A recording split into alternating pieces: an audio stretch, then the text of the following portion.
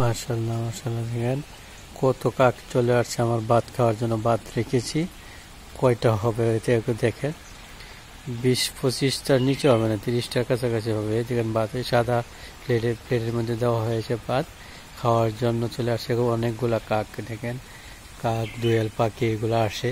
যে আমি জুম করছি, দেখেন জুম করলে দেখেন কিভাবে দেখা যাচ্ছে কবুতরের মতো। এগুলো কিন্তু কাক, কালো কাক, এই দেশের সুন্দর কবুতর, সেম কবুতরের মতো। দেখেন তো এক ধরনের কবুতর আছে না, এক সাইজেরই, দেখেন সব কতটুকু হবে দেখেন। ওই যে আরও আসতেছে, পাখিরাও আসতেছে খাওয়ার জন্য, যে সাদা ভাত খাওয়ার জন্য বিরিয়ানি মিক্স করা।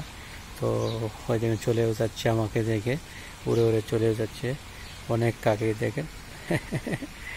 তো আনন্দ লাগে সকাল সকালে ইয়েগুলো আসে, সব উড়াল দিচ্ছে, সব ছিটে ফিটে গেছে, কিছু আছে ধরায় না, জানে আমি কিছু করব না, এই জন্য যা না। দেখছেন সবসময় আসে যায় আমার সামনে, এই জন্য যায় না চুস করলেও। তখন সবাই ভালো থাকবেন, আল্লাহ হাফেজ।